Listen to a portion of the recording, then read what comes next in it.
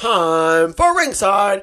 Got a bunch of news lined up for you, ladies and gentlemen, so without further ado, we're just gonna whack. In response to speculation, WWE may have called an audible after CM Punk was injured in the Royal Rumble. Fight for Select reported that Cody Rhodes was the planned winner going into the match. However, the much-discussed Seth Rollins segment with Rhodes on the January 29th Raw was done, quote, as a result of Punk's injury. So this is what I was talking about in the last episode, where you have a bunch of different things going on, right? In terms of the WrestleMania match landscape. Do you know what I mean? You've got a bunch of these guys injured, right? Obviously, it's not good. It shakes a lot of things up. So with that comes a lot of shaken up, we'll say avenues. And this is one of them, where you're not entirely, you, the viewer, are not entirely sure what's about to happen, And as the booker, you kind of have to sort of I don't want to say leave things up to interpretation, but because everything's changed around, you kind of have to Jimmy broke his leg. Ed, you go out there, tap dance for them. While that's happening, we'll get, the understudy set up, and then he'll come out.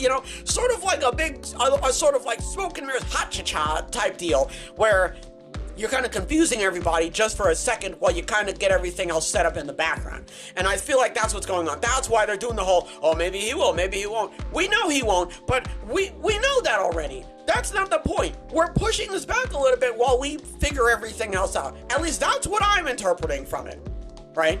That's what I'm getting from this.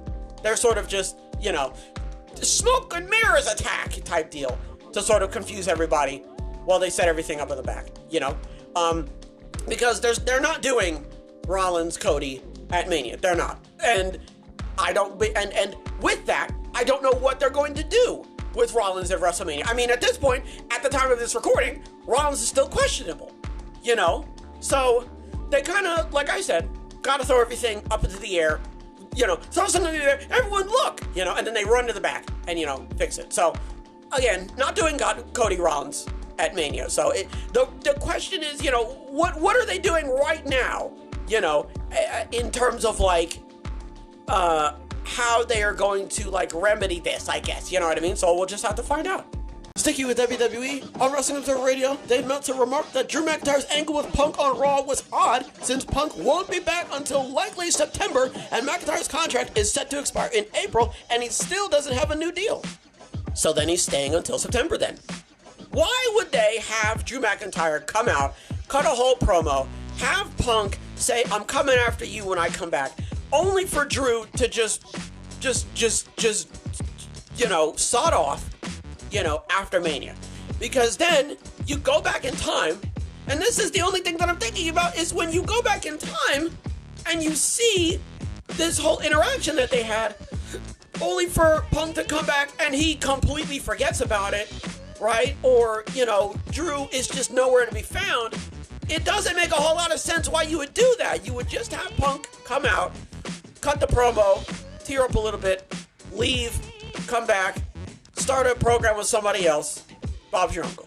It doesn't make any sense why Punk would come out and make this nonsense. Why Drew would come out and make this nonsense, only for Drew to just disappear, puff of smoke. He's just not here. So that has to allude. It has to a program, a feud, a rivalry between Punk and Drew when Punk is better and when Punk comes back. Okay? Because all in all, this makes zero sense why Drew would come out and do all of that only for him to just be deleted. You know what I mean? So I'm going to go ahead and assume that this is a Punk Drew rivalry, heading into the fall. Otherwise, I don't understand why they even did it in the first place. Next, the SmackDown creative team was, quote, blown away by the reaction Trick Williams got on last week's show, says House of Wrestling. Higher-ups at WWE are now said to believe Williams has, quote, future WrestleMania main eventer potential. Does that mean he's winning the NXT Championship? I don't want to, put words in other people's mouths, but if you have this much confidence, we're going to say confidence, right? If you have this much confidence in Trick Williams, then why not capitalize on this momentum now? right? Why wait until he cools off and then give him the championship when not everybody was as sold, or everyone who was behind him is now kind of like, tapered off a little bit because of how long it's taken him to get back to where he's at. I mean, in fairness though, LA Knight is still in the main event scene. He's still able to walk amongst all the main eventers with your Randy Ortons and AJ Styles and not, feel out of place, which is good, right? And I'm not saying that Trick losing the title or Trick losing the title match would just, plummet him to the bottom. I'm saying that, usually when that happens, the fan base kind of whittles down just a tad, because everybody was kind of hoping and assuming that right there was going to be his moment, and it wasn't. So now you kind of got to sit there still and sort of like wait. You know what I mean? It's like your favorite basketball team, football team loses the NFC, the playoffs or whatever, and now you kind of got to wait all the way, back around to the next season again, and sort of hope that this time around this is it. You know what I mean? So hearing this, at least me personally, when I hear this, it makes me feel like they could potentially pull the trigger on Trick Williams now rather than wait, So again, I don't want to sit here and say this and say that. I'm just saying this makes me feel like, there's a potential chance that Trick Williams could become the new NXT champion, but we'll have to wait and see. Next, WWE's discussed promoting Tiffany Stratton to Raw per PW Insider Elite. That's great. I'm incredibly excited to hear that. I think Tiffany Stratton just has the whole package, the whole thing. I think she's fantastic. I think she's a great wrestler. I think her personality is wonderful, and I think that, she has the potential to, put on a clinic, a wrestling clinic, with pretty much everybody on the roster. And that's what you want. I really like her personality. It's just perfect. Just that stuck up, prissy type attitude.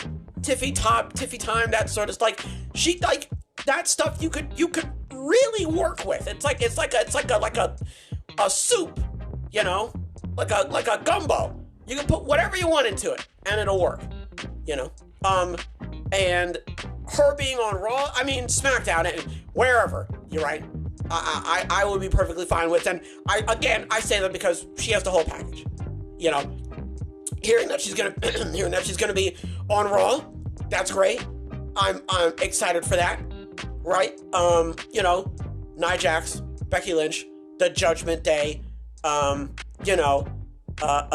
Carter, or no, they're on SmackDown. Either way, the point is there's a lot of different women floating around on the rosters that she could, dust it up with, and I'm incredibly excited. And me being excited obviously lends credence to the fact of how good she is just by herself. And I don't know if I said this. I think it was Julia or Maddie Rinkowski. Yeah, I think it was Maddie Rinkowski, where I was like, she could go to NXT and team up with your Tiffany Strattons and your what's her name, Ariana Graces and stuff. Like the personalities on all the rosters just are very malleable, if that makes any sense. Like, they can be utilized in many different facets, and Tiffany Stratton is one of them, and you can do that on Raw, and I can't wait to see what they have in store for her and who her first feud or rivalry program is going to be with. Finally, AEW has made what they consider a, quote, substantial offer to Kazuchika Okada and are feeling confident enough that he'll take it to put together tentative plans for his debut. That's from Fightful, which also says WWE has been in touch with Okada, but doesn't seem to have worked on or presented any creative to him. Okada is said to have been in discussion with wrestlers in WWE, quote, to gauge his offers, WWE's approach, and to help him weigh a decision. If I am thinking about going to WWE, and I'm thinking about going to AEW, and I hear that WWE doesn't have any creative for me, I'm less likely to go to WWE. That's just my opinion. There's no point me making a big old stink about going to WWE only to get there and I gotta sit on my hands the entire time. There's no point. I'm Kazuchika Okada. The fact that you don't have any creative for me, in fairness, hold on, come back, hold on. in fairness, we are literally in WrestleMania season. We are on the way to WrestleMania. Although, he's Kazuchika Okada. Again, Kazuchika Okada. The fact that you can't just push AJ Styles or Shinsuke Nakamura or Finn Balor in front of him and easily put on a 5-star wrestling match at WrestleMania doesn't make any sense to me. So on one hand, and also, hold on, but wait, everybody's injured. So right now, everything's a little bit on fire. It's giving a little SpongeBob, we threw out his name, kind of feel right now. Everything's kind of up in the air. Okada, right now, we're kind of worried about other things at the moment, so you unfortunately, you're going to have to take a back seat. Okada says, all right, that's fine, but I'm just going to go to AEW because it doesn't really seem like they have anything. It doesn't really seem like they're worried about too much. But then again, AEW's ticket sales are a little bit waning, right? Stadiums are a little bit sparse. You know what I'm saying? So maybe Okada is, I don't know. I keep saying this over and over again. I'm not him. I don't know what he's thinking about. I don't know what is gauging his opinion. That's why he's going to WWE and he's like, all right, what are they saying? What's going on over here? What have they got from me? That whole deal. You know what I mean? So at the end of the day, it's up to him, right? It's up to what he decides. And I feel like, hearing that WWE doesn't really have any creative plans for him at the moment is kind of swaying his opinion, right? So it sounds like he's going to AEW. AEW made him a substantial offer.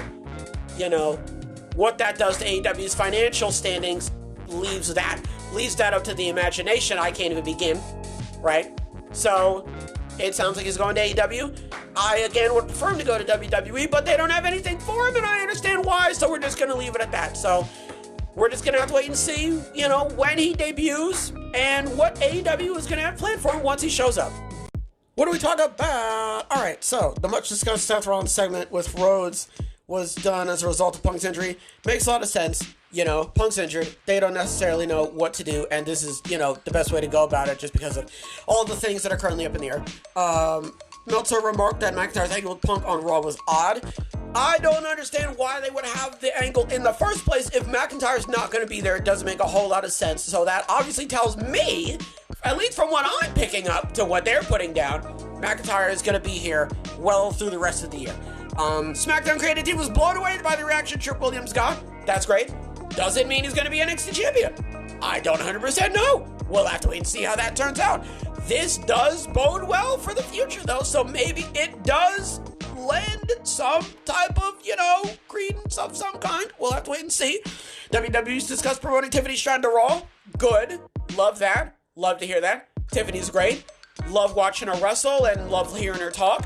We'll love to see her cut it up on the Raw room floor, if you know what I mean. Anyway, AEW has made a substantial offer, what they consider a substantial offer to Kazuchika Okada.